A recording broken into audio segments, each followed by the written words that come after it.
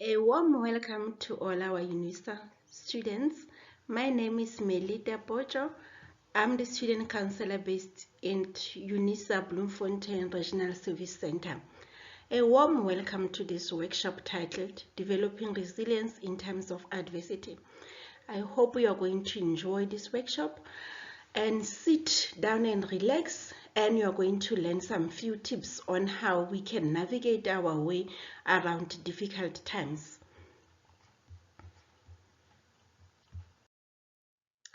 One can be asking, why resilience? Why do we need to talk about resilience? What's important about resilience? And also, what is resilience all about? And the answer to this question lies in the quotation by Chris. He said, we need to learn not to only survive, but we need to thrive in this ever-changing world. So that answers why do we need to talk about resilience? It's because we need to always at all times try to be thriving. Because when we are talking about survival, it's, when you are just getting by, you're just moving, but you are not reaching your full potential. We can also look into Maslow when he talks about our hierarchy of needs. When we are surviving, we are just talking about when our basic needs are being met. But he talks about the highest level of needs, which is self-actualization. When he talks about self-actualization, that's where he talks about us thriving, reaching our full potential. So as human beings in this ever-changing world, we need to constantly learn to adapt, learn to reach our full potential, and ultimately thrive, not only to be surviving, because when we are living in a survival brain, that is not good for us. It has got very damaging psychological impact. So we need to be able to thrive as the world is changing, because sometimes the change that is happening in the world, we cannot control it. But what we can control is how we live, on how we reach our potential, and how we keep on being flexible and changing as the world changing, and making sure that we become the best that we can ever be with the world that is changing. So that's why resilience becomes more important, and more so that we have just been through a pandemic which is still existing even now and continuing. We are now going into the third wave of this pandemic. It shows how the world is changing. And in these difficult times, what do we do? Because most of us have lost their loved ones. Some people have lost their jobs. The mode of learning has changed. So many things have happened. So all of us, we have been confronted with this adversity. So then the question is that we often get is, how do we adjust? How do we make the best out of it? So the answer lies in how do we develop the resilience. And the reason for that is, as human beings, we have that need to constantly reach our full potential, to feel like we are doing the best and we are becoming the best that we can ever be. So now, why is resilience so important? The resilience is important because it is rarely that you will find that individuals, they are never confronted with adversity, or they are confronted with challenging circumstances during their lifetime. It's rarely the case that happens, that you're going to live your life whereby everything is going well, nothing is going wrong, everything is a smooth sailing. That hardly happens. The reality is, most of us, one way or another, in the course of our lifetime, we are going to be confronted with adversity. So that's why resilience becomes important. And the resilience becomes important because people who are resilient, they tend to be able to harness their inner strength and their resources to be able to rebound quickly and move more fully from the setbacks.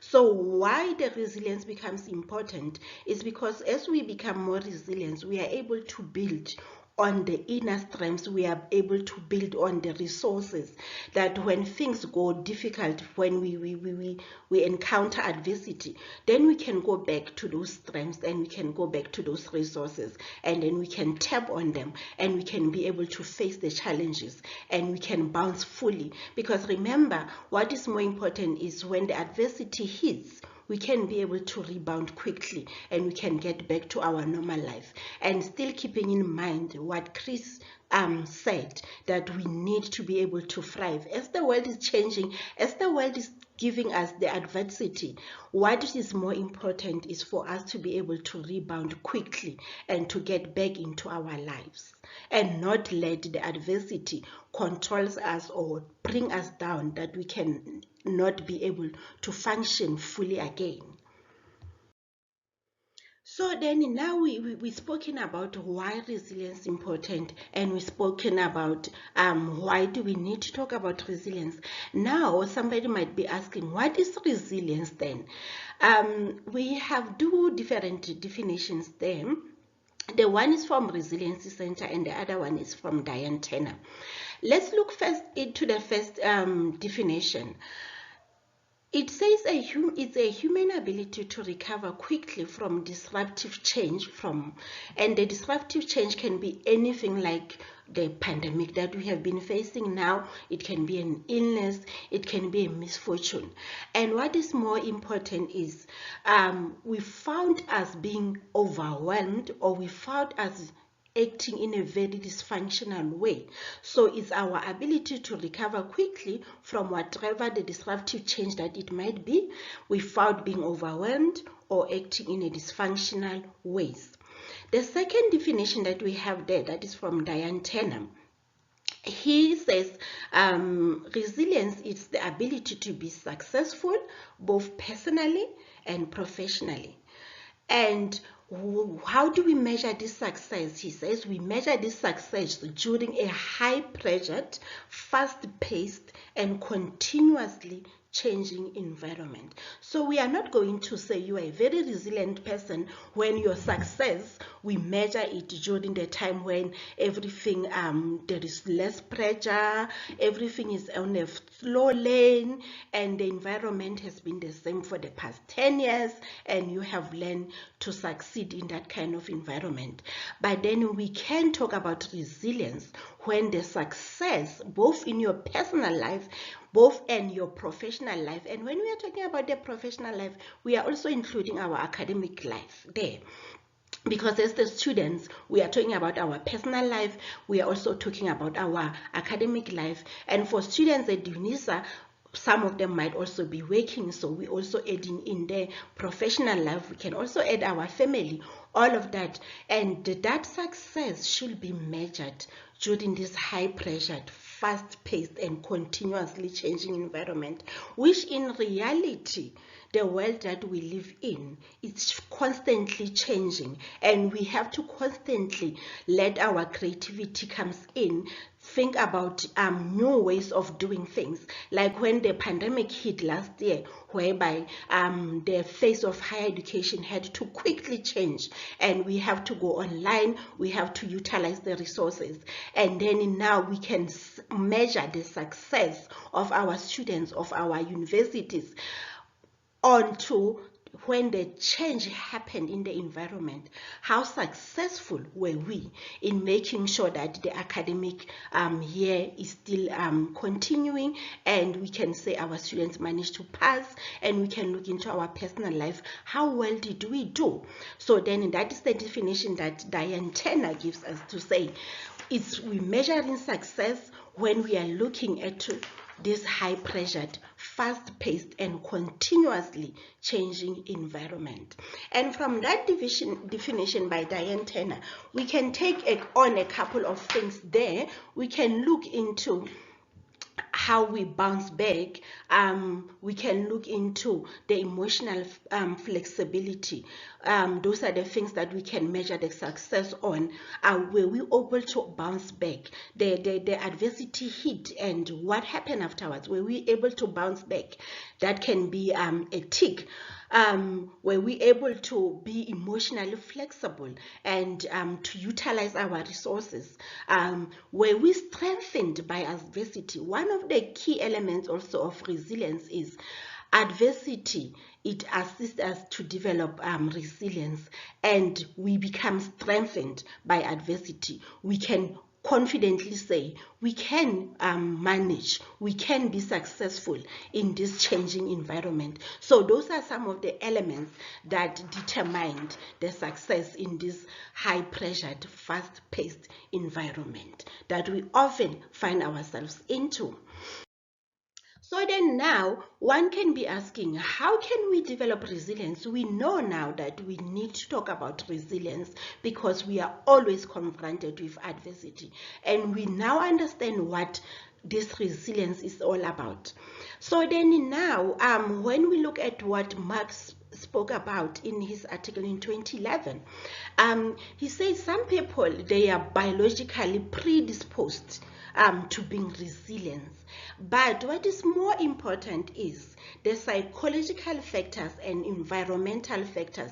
They also come into play. So you can be biologically predisposed, but then it doesn't end there. It doesn't mean some people, they have it within them, others they don't have it. So it's a combination of factors: the biological factors, psychological factors, environmental factors.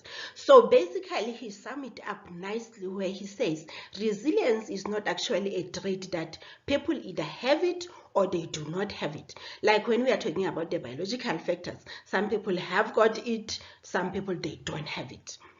And if you don't have it, you were not born with it, some of the traits you cannot develop them. But when talking about resilience, the good thing is it's not something that we can say other people have it. It's not the skin color when we can say other people are light, other people are dark. Or it's not about the height where people are short, other people are tall. It's something that you can actually develop. And it's all about the thoughts, it's about the beliefs, it's about the attitudes, it's about the behaviors. And all of these things, they are things that can be learned and they are things that can be developed. So it's not a matter of saying, I'm not resilient, I was not born resilient. It's a matter of saying, how do we learn resiliency? How do we work on our resilient level to make sure that we can be able to thrive ultimately and cope with adversity? So how do we develop resilience? We have to look into biological factors, we have to look into psychological factors, and we have to look into environmental factors. And the good thing is something that can be learned and is something that can be developed over time. So then now, when we are talking about how we can learn and improve resilience, we have to look into what Andrew and Fon in 2015 talked about, factors that contribute to resilience. So we are quickly going to look at those factors. There are about 6 to 8 factors that contribute to resilience. The first one that they speak about is impulse control. Sometimes it happens that we have to go with the flow and allow our desires to just take over and without looking at the reason. But when we are talking about somebody who has got impulse control, it's somebody who doesn't allow their desire to override reason. Or normally, especially this happens when we are in a heated discussions, and then you really want to say whatever that you feel like saying, but then if you can be able to hold back and say, let me reflect, let me think about this before I say something that I'm going to regret later. So that is impulse control. Not, sometimes there are the times where you really wish to tell people the peace of your mind, but then you have to ask yourself, will it be the good thing to do? Will it be the right thing to do? Will it enhance the relationship, or is something that is going to destroy the relationship? Will it be something that is going to build the other person, or is something that is going to destroy the other person? And when the answer is no, and just the mere fact that you are able to just hold back, move out of the situation and reflect, that means you are the person who shows high level of impulse control. And the second level, or the second factor that influences resilience is self-efficacy.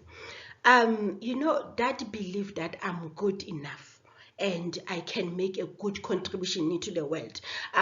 Basically that belief that I'm effective in this world. Sometimes it does happen where we have been into a messy situation and you just feel like, I just made a mess out of that one. But then now, we need to be able to say, okay, that was one situation where I made a mess. It doesn't mean that I'm not good enough. It doesn't mean that my whole life is a mess. That was one element. So that self-efficacy, that positive sense, and that view of oneself as being good enough, it also something that contributes towards developing resilience. And the other thing is empathy. We are in this world and we live with others. And sometimes there are situations where we have to be able to read other people emotional and psychological state, and that's where this the saying that you cannot kick the dog when it's already down comes in. How well can you be able to read cues about other people's emotional or psychological states, and after being able to read them, how well can you react? Are you the person that can be able to see that, one of my colleagues or one of my classmates or one of the people that I have a study group with is not doing well emotionally, or is not in a right psychological state, and you react appropriately? Being able to read those cues and to say, when somebody's feeling this way, this will be the best way to address the situation at hand, or to assist them, or to act generally, so that you don't make the situation even worse. And the other factor is emotional regulation. The ability to stay calm under pressure. And remember, when adversity hits, we are all agitated. We are all not in a good state of mind. If we take into the example of the COVID, when it happened, all of us, we were anxious because we didn't know much about it. We were all afraid that what happened if it gets, I get it, or what if my close relative or family members get it? What's going to happen tomorrow? What will this happen? We all had all these unanswered questions. So then that's where emotional regulation come in, to say now we are all under pressure emotionally, even economically we are all suffering, even our schoolwork is suffering, everything is suffering. We have this pressure. But then how well can we regulate our emotions, and to not being coming out and then you are lashing out at everybody, you are angry at everybody, you are taking out all your frustration on other people, forgetting that the same people that you are taking out their frustration on them, they are also going through their own frustrations. They are also going through difficult times. So are we able to stand back, like we spoke about impulse control, and not allow that desire to override the reason, and to be able to regulate our emotions, to be able, I normally speak about pressing the pause button. When you feel like, I'm really, really, really frustrated right now, or I'm very, very, very angry right now, I always talk about pressing the stop button, to say, okay, let me press the stop button and take a deep breath and just have a look at the situation, read it, and now think what will be the best way to react, what will be the best course of action. So that is emotional regulation, being able to regulate your own emotions and to say, the way I am feeling right now, I'm not going to be able to get into any meaningful conversation. So I will rather not get into the conversation. I will rather go into my room, and then I will just rather have a me time and calm down. So those are some of the factors that contribute to resilience. Moving forward with the factors that contribute to resilience, is reaching out. Sometimes we often make a mistake of saying people who are strong, they cannot ask for help, or they cannot ask for guidance. And actually that is a wrong way of thinking, because people who are resilient and people who are strong, they are the people who know when is the right time to reach out, When is it that I'm not feeling well and I need to ask for help and I need to ask for guidance? It doesn't show you that it's a sign of weakness, but it's actually a sign of strength to say, you know what, I'm not good enough in this module. I'm a little bit weak in this module. So I know there is another fellow classmate of mine, or there is this other student that I know, or there is this other colleague at work that I know who did so well in this module. Or perhaps he didn't do so well in the module, but in our meetings, in our discussion, he showed that he grasped the concept pretty well. So it's not a sign of weakness to go to that person and say, you know what, I'm doing this particular section of my assignment and I'm stuck here. Can you please take a moment of your time and explain to me this concept, because you seem to be understanding it pretty well. So reaching out and knowing when to ask for help and when to ask for guidance, or even at work to be able to go to your boss or to your colleague and say, you know what, I need a guidance with 1, 2, 3, 4. And also when we are not doing well emotionally, we also need to reach out to other people, be it our family members, be it our colleagues, be it our classmates, to say, you know what, I need help, I need guidance with this. How can I solve this situation? And the other factor that influences resilience is optimism. That belief that things can change for the better and I am in control of my situation. Things really get out of control when we lose that sense of control. Sometimes that's when we'll hear people saying, you know what, I need to claim my control back because I'm feeling like my whole life is out of control. And that's what adversity normally does to us. Somehow it affects our sense of control, that ability to make rational decision. But if we are optimistic and we always believe that, you know what, things are not going to be always this way, things are going to work out, and they are going to work out for the better. And ultimately, I can be able to control the situation. Regardless of how bad it might look, I still have got that control over the situation. I can still make things happen. Because the moment you feel like you are out of control, then things actually becomes a little bit more messy. And now that's when the anxiety comes in, to feel like, you know what, there is nothing I can do about this situation. But when you have that sense of control to say, you know what, there is still something that I can do to make the situation change, then you feel much better, and that contributes to the level of resiliency. And the last one is causal analysis, being able to accurately identify the causes of the problems. How did I get into this situation? What are some of the things that are fueling into the situation? What are the things that are keeping the situation going? When we are talking about the maintaining factors, what are the things that are maintaining this situation that I'm in? I'm in this bad situation. There are things that have caused it. 1, 2, 3, 4. We can be able to identify the causes. And there are things that are maintaining the situation. And there are things that I can do that can help me to get out of this situation and change the situation for the better. So being able to do that identification, to identify what caused the problem, because more often than not, when the problems happen, we don't have to always look into the effects and just look into the effects of the problem without going to the root cause. Let's take an example of perhaps having a small child who's acting out.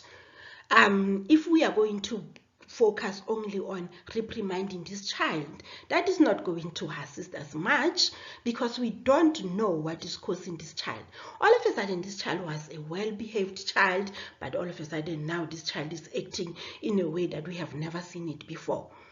So one of the things that will make us to handle the situation much better is to look into what has caused the problem in the first place. And once we address the cause of the problem, perhaps this is the child that struggling at school. So if we go and then we put in some measures to deal with the challenges that this particular child is facing at school, then that behavior that we have been observing in this child will automatically disappear. Why? Because we have actually dealt with the cause of the problem. So that's why it's important to be able to accurately identify what might be causing the problem, because once we have identified the cause and we focus our interventions at the cause, then the effects automatically they will go away.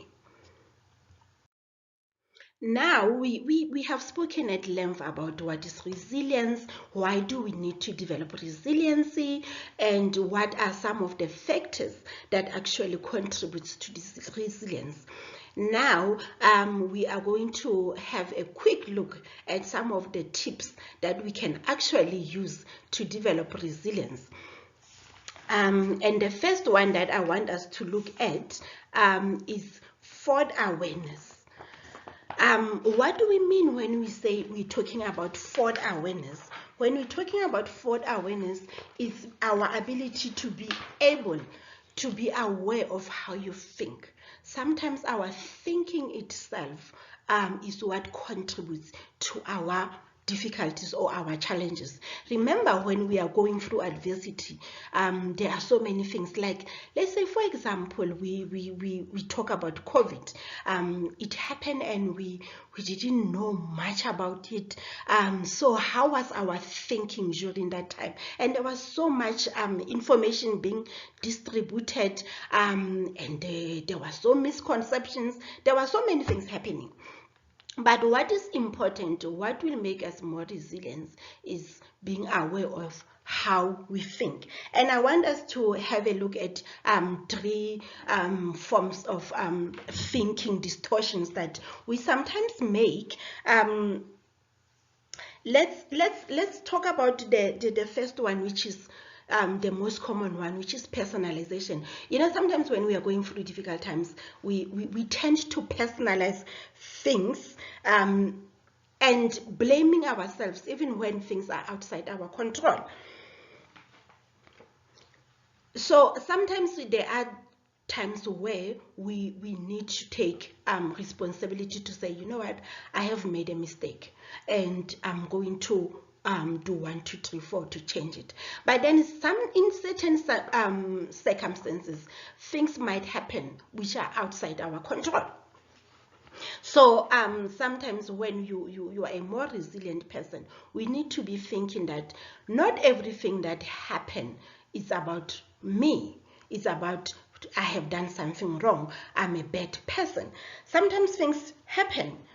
And it's not because we did something wrong. It's not about we contributed negatively to it. It just happened. Sometimes some of the things are natural disasters. Nobody could have prevented it. It happened. So normally people who have resilience, they don't blame themselves when everything bad happens. They can be able to see the cause of the problem, and sometimes it can happen that it's external circumstances. So the example might be if it happened that you were working on your assignments and the electricity went off. Perhaps the assignment might not be a good one because you could have actually worked earlier and finished your assignment on time. But then if you waited until the last moment, then in that it can be a failure on your side. So then that one you will have to take a personal blame for it. But then let's say the same example, let's say now it was your exam and the exam was scheduled for that 2 hours, and then the electricity went off and you had some technical failures, which you had your laptop, you had your phone charged, you have everything, but then somehow the system had a failure.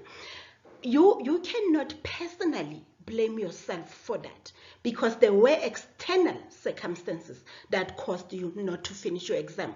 So you cannot be saying, I'm not good enough for this module and I'm not going to be able to finish my studies at UNISA because I failed that module. We have to look, what was the cause for your failure? Was it due to fault of your own? No, there was a system failure. And could you have done something about it? Is there anything that you could have done to prevent it from happening? When we look carefully, you can check. You had charged your laptop. You even had your phone charged. You had even a backup laptop or a backup phone. So all these devices that you had in order to plan to say, if one device doesn't work, I'm going to move to the next device. If the other one doesn't work, I'm going to move to the other one. But then now the system crashed or the system failed. So then now that was not due to your individual incapabilities, but it was something that was externally. And we have to think to say, okay, sometimes things happen that I'm not in control of, and shouldn't be blaming yourself for everything. But then sometimes people who are not resilient enough, they will always blame themselves for everything. And the other one that I want us to quickly look into is permanence. You know, we spoke about being optimistic, talking about having the look that no matter how difficult or how bad this situation is, it can always change for the best. But then now, sometimes it happens when we are confronted with adversity that we think, yo, things are going to be like this forever. I'm never going to finish my studies. I'm going to be failing all the time. I'm not going to be able to understand that module. And then we are thinking negatively and thinking that things will never change. So part of being resilient is for us to thinking that some situations are temporary and we are able to move out of that difficult situation and we can be able to make the best out of it.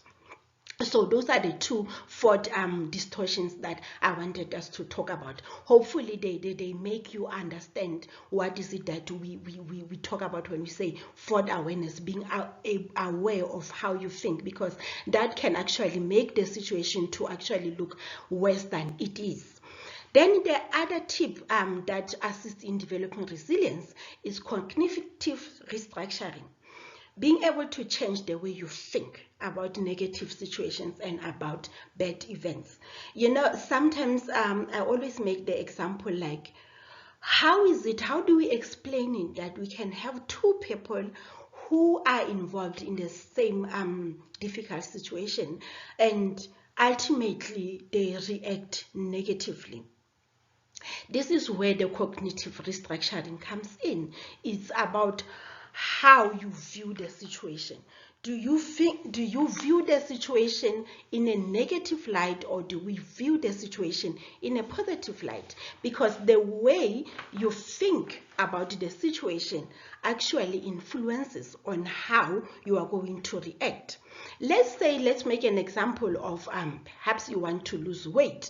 Then it happened, you know, when you start losing weight, then you have that back and forth going on. You gain.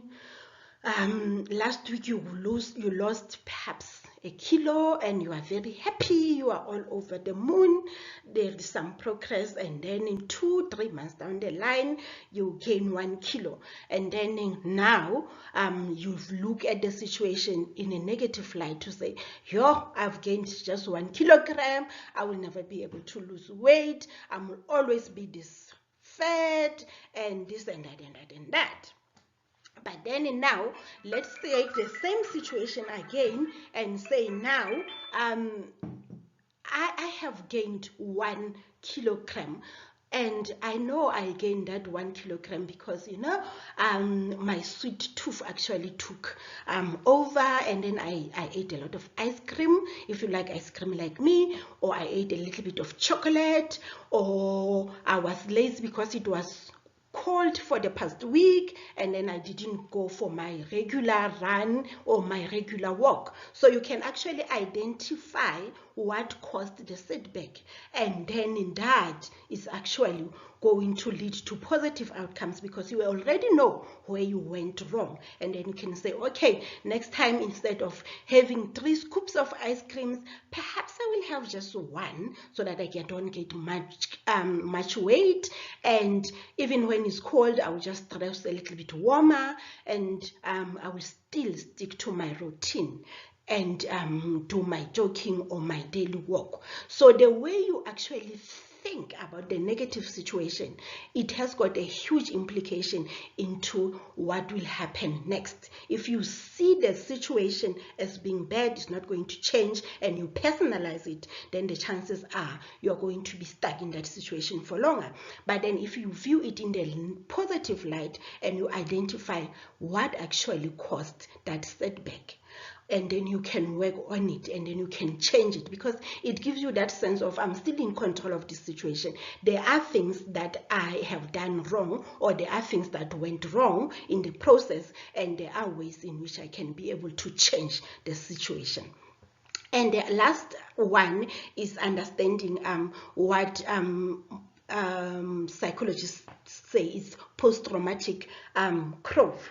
Being able to learn and to move on from the adversity, that things have happened that are bad, and then from there we can develop more sense of relationships. We can have the positive mindset. We can look at the things in a different way and understand what has happened, and we learn from it, and then we come out of it a little bit stronger, and we can focus on life again.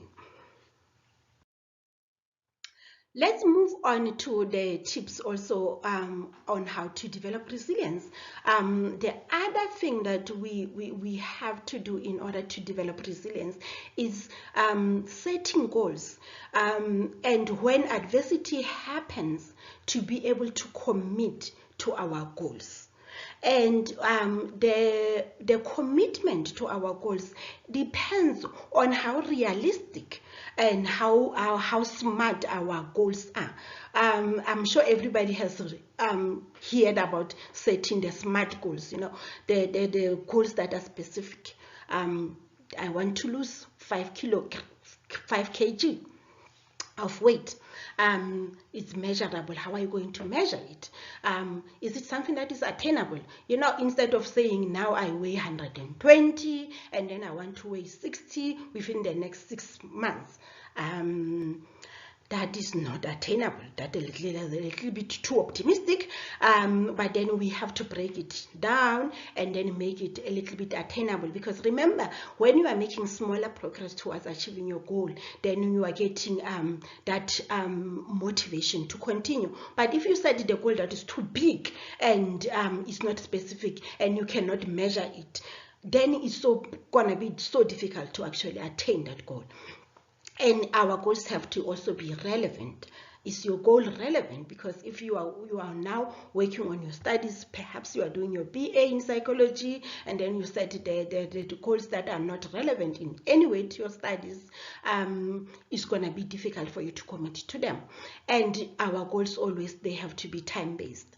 You should be saying within the next 3 years, I want to get my degree, and then that is your long-term goal, and then you have to set the goals that for each and every year, and from there, every year, I'm doing my first year now, these are my goals within this year. But all these goals, they should be building on to that final big goal, which is to get the degree. So for this year, these are my goals, and then to be able to get my goals, which is to pass all my modules, which are maybe 10 modules, and I want to pass them with 80s. You set other small immediate goals to say, every day, every week, this is what I'm going to be doing, so that ultimately at the end of the year, I'm able to achieve that goal. And remember, that goal of getting 80s for this year is building up to that bigger goal, which is to achieve the degree within the next 3 coming years. So we have to set the goals that are smart, because when we set in the goals that are smart and then we are achieving those small progress, then it makes us to feel good, and then we become more resilient, and we can be able to look back and say, you know what, Actually, my first year was very, very hard, but I was able to come out of it, and then I was still able to reach my target, which was to get 80s. Or I might have not gotten 80s, but I got 75, but it was still a good pass. And that makes you more resilient to say, even when your second year is difficult, you can look back into your first year, and then you can learn from those strategies that you used in your first year to say, okay, this is how I'm also going to tackle this year. And then you move forward. So goal setting also assists us in becoming more resilient. The other one is believing in ourselves. That sense of confidence to say, I can do this. I can do this. Remember, sometimes when adversity hits, it shakes our core beliefs, and sometimes it can bring that element of doubt. Am I good enough? Can I actually do this? But then if you have the sense of confidence, you have worked hard to build on your sense of confidence. When adversity comes in, it's not going to break you to the point that you feel like, I'm stuck in this situation, I have lost control. You are still going to have that sense of confidence to say, I believe I can do this. And the more we have that sense of believing that I can do it, then that helps us to push regardless of the obstacle, but you still feel like, okay, I can do this, because you have built your sense of confidence, and you have achieved some of your goals that you have built before. Then you have something to refer to say, you know what, I have done it before and I can do it again. And the other thing that I want us to take a moment and look into is our freedom to decide, our choice. Oftentimes what happens is, remember, we have the stimulus, which is the difficult circumstance, or a situation that is creating difficulty in our life, that you have not much control over. But what you have control over is your choice. You can always decide, this is the situation, and then this is how I'm going to react to it. So that sense of choice, that sense of control, and that also comes into your sense of confidence. How confident are you? If you are more confident, then you are going to feel like, I'm in control of the situation. Yes, I find myself in this difficult situation whereby things have changed, and then I have to adapt to them. And then in order for me to adapt, this will be my course of action. So you always have got the choice. And we always have to make sure that we remember, when we are confronted with adversity, that ultimately, in between what happens to you and your course of action, there is that thin line in between. And that thin line is your choice. And that thin line, regardless of how thin it is, it has got a huge impact on how your response will be. Because it's either your response is going to be positive or your response is going to be negative. Because if you are thinking that I don't have control, the situation is not going to change, there is nothing I can do about it, then it's going to ultimately remain the same. I like this quotation by Viktor Frankl, when he say, it's in his book, The Man's Search for Meaning. He said, everything can be taken away from a person, but there is one thing that cannot be taken away. That is the last of human freedoms, our ability to choose one's attitude in any set of circumstances, and to choose one's own way, to say, you know what, this is the situation I'm in, but I still have a freedom to choose, and I'm going to make a right decision, and I'm going to choose my attitude, and I'm going to treat my view of the situation. I'm going to view it positively, or I'm going to view it negatively. But ultimately, I have the choice, and I have the control over the situation. And I will also like to talk about developing strong relationships. You know, when adversity hits, we need the people around us. That's where, you know, we learn that a man is not an island. It cannot survive on your own. We need other people around us. We need our family members. We need our colleagues. We need fellow students that we are doing the same course with. You know, when you are sitting there alone at wherever you are at home, and then you are feeling like, yo, this psychology 101 is so difficult, I don't understand it, I will probably not pass it, perhaps I'm stupid, perhaps this and that. But then when you actually log on to my UNISA discussion forum, and then you meet other students, and then they are experiencing exactly the same challenge that you are experiencing with psychology 101, you realize, oh, actually it's not about my level of intelligence. I shouldn't doubt that.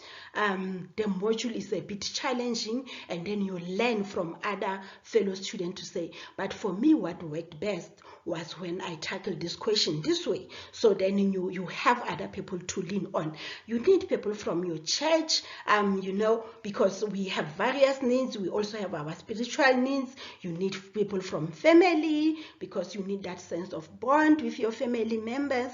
You need that support from your colleagues. So we all have, we have different needs, and they can be met by different people. So when things are going well, it's always good to maintain those real friendship and those strong relationships, so that when we are going through adversity, we can be able to lean on those people.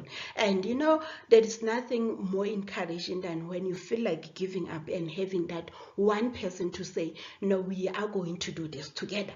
We are going to reach the finish line together. So then that person gives you that little bit of energy to move forward. So there is a need to build our relationships and to be able to go back and tap into that strength. Remember, we spoke about the strengths and the resources. So during adversity, your relationships, they become a resource that you can go back and tap onto, and you can be able to move forward. And I will also like to talk about the last one, which is flexibility. You know, resilient people always understand that things can change. And, you know, even though we spoke about making the goals, setting up your goals and having the plan, it doesn't mean that your goal should remain stagnant like that. That it's more like it's a Bible. It's not going to change anytime soon. That's how it is, you know. But we have to make our goals in such a way that when the need arises, because remember we spoke about this high-pressured, ever-changing world, you have to be able to change your goals and your plan to fit the new demands as they come about. But then if you are the kind of a person that you make your goals and then you cannot be able to change them, they cannot be flexible, then you are going to end up being a prisoner of your own goals or your own plan, because then now it becomes difficult to implement this goal, because now the circumstances have changed. So we need to be able to be flexible to say, okay, I have planned to do 1, 2, 3, 4, 5, but then now things have changed. Okay, how about maybe I do 1, 2, 3, 4, and then I do it differently. For example, if we have to talk about things like this workshop that we are now doing online, we used to do it face to face, but then COVID happened, and when COVID happened, we had to be flexible. We had to think whether COVID is here or COVID is not here, ultimately the students still need our support. So what do? Then we had to think we have to take things online, because even though we cannot see or we cannot meet our students face to face, but then we can do recordings we can send to our students.